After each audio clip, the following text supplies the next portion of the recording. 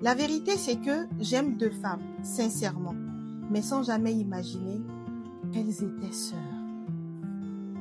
Je sais ce que tu te dis, que je jouais sur les deux tableaux. Effectivement, je me suis dit, j'ai décidé de te donner une seconde chance.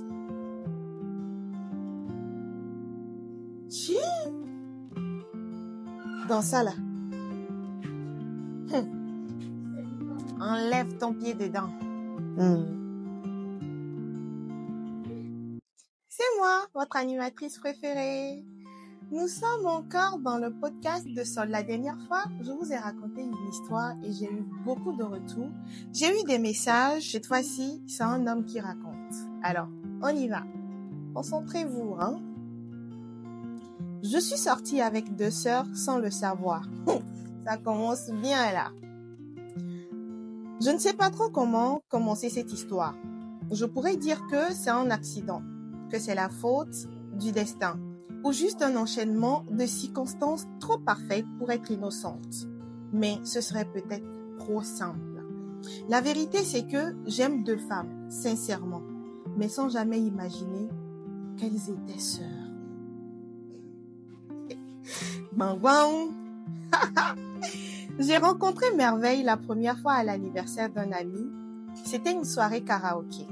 Elle était là avec des amis, le micro à la main, avec une belle voix.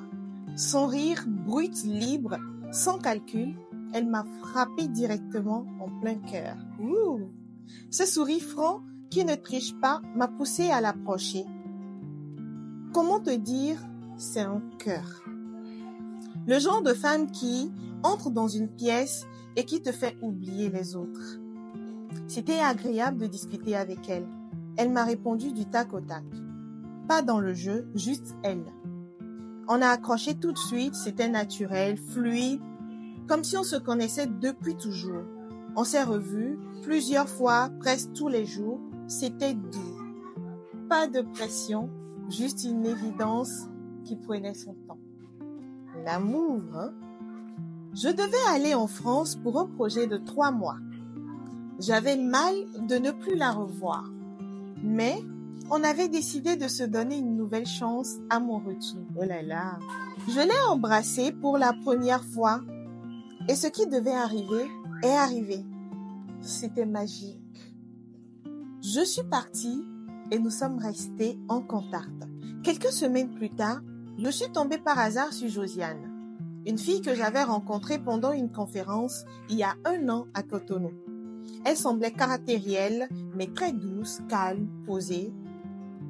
Elle t'écoute attentivement quand tu parles. Elle te regarde comme si tu étais la seule chose importante. Elle pose des questions, pas pour remplir le silence, mais pour comprendre. Elle était tout simplement apaisante, comme un dimanche matin. Le monsieur là sait parler français dès. Mais malheureusement, on s'était perdu de vue. Quand je l'ai vu à la formation à Paris, j'étais content. On s'est échangé nos numéros et on a commencé à se voir après les cours. Au bout d'1 mois, j'ai constaté que j'aimais bien discuter avec les deux. Elles sont différentes. Josiane est plus discrète, plus posée, mais elle me fascinait. Et avec elle aussi, quelque chose s'est créé. Tchalé. Je sais ce que tu te dis, que je jouais sur les deux tableaux. Effectivement, je me suis dit. Mais ce n'était pas ça. Ce n'était pas prémédité. Je n'ai jamais voulu me retrouver dans ça. Les relations n'étaient pas officielles. Je découvrais, j'apprenais à connaître, je suivais mon cœur, un peu perdu, un peu naïf. C'est ce que tu vas dire, hein?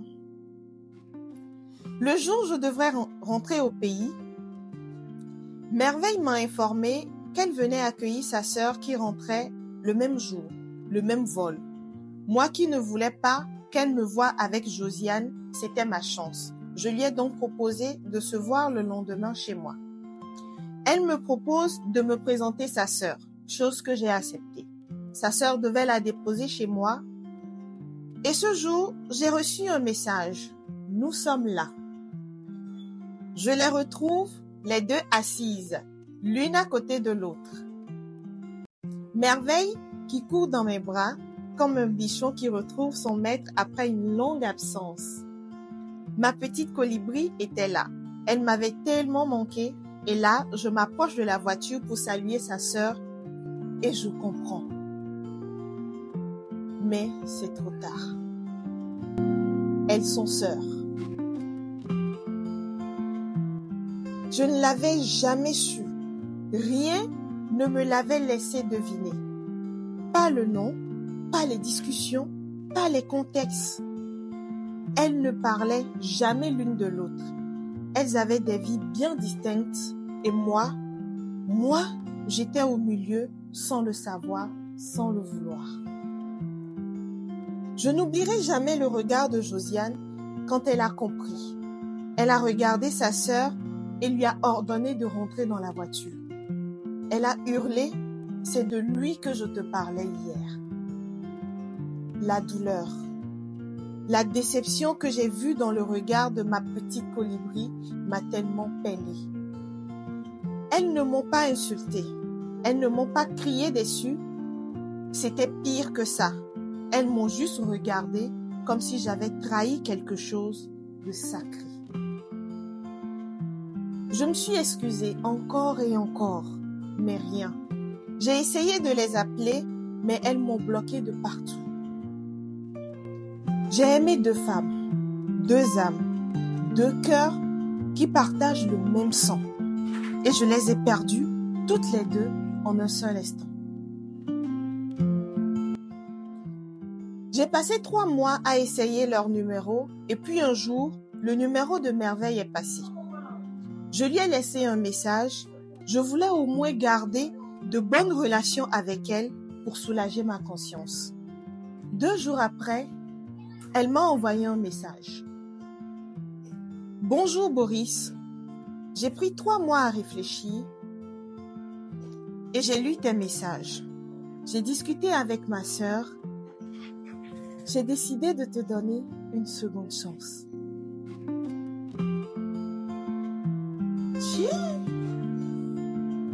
Dans ça là. J'ai espéré pendant des mois lire un tel message. Et voilà qu'elle me tend la main. Mais j'ai peur.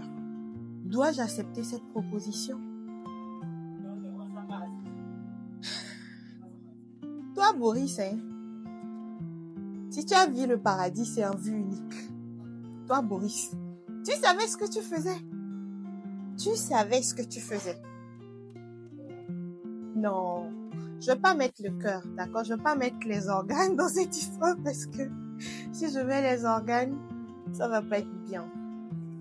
Je comprends quand même que t'as pas voulu cette situation, tu t'es retrouvé dans cette situation. Alors, à ta place, qu'est-ce que je ferais? Je n'accepterai pas.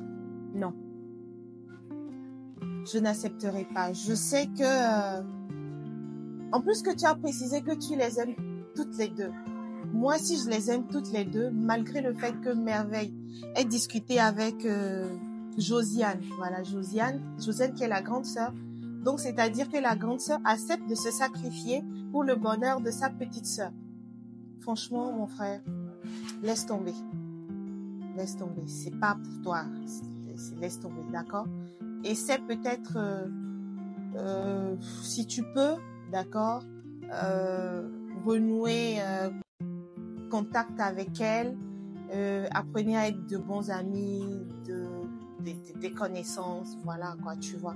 Mais laisse-les tranquilles. Parce que tu risques de créer autre chose. Laisse-les tranquilles. Imagine que tu commences à sortir avec la petite sœur et qu'après tu te rends compte que tu aimes plus la grande sœur que la petite sœur. Tu vas la blesser doublement. Imagine tout ce que la grande sœur pourra ressentir après, même si c'est un sacrifice qu'elle fait. Franchement, c'est pas une bonne idée. Enlève ton pied dedans. Je pense que si tu expliques à Josiane, à Merveille, c'est ça, non? Bon, je me perds un peu avec les noms.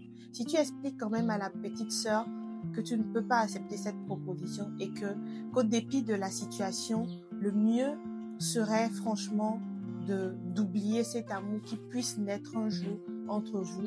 je pense qu'elle va comprendre. Maintenant, si la nature décide de vous réunir une autre fois dans d'autres circonstances, c'est-à-dire peut-être 5 ans ou 10 ans après, peut-être que c'est mieux. Mais là, mon frère, passe à autre chose. Tu vois, tu vas voir, d'ici quelques temps, cet amour va partir, ok? Et arrête les trucs là, d'accord? Les trucs de voyoucratie là, il faut arrêter ça, mon frère, ok?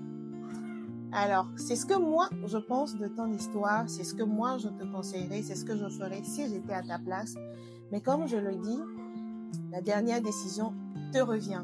Mais prends une bonne décision. Ne pense pas à aujourd'hui, ne pense pas à ce que tu ressens aujourd'hui, mais pense à demain. Analyse, d'accord, les choses. Vois tous les contours de cette histoire avant de prendre la décision. Ok? Alors, comme toujours, vous me direz ou vous nous direz dans les commentaires ce que vous ferez si vous étiez à sa place. Je vous dis à samedi prochain et surtout, n'oubliez pas de me laisser vos histoires dans les messages sur TikTok. Allez, bye!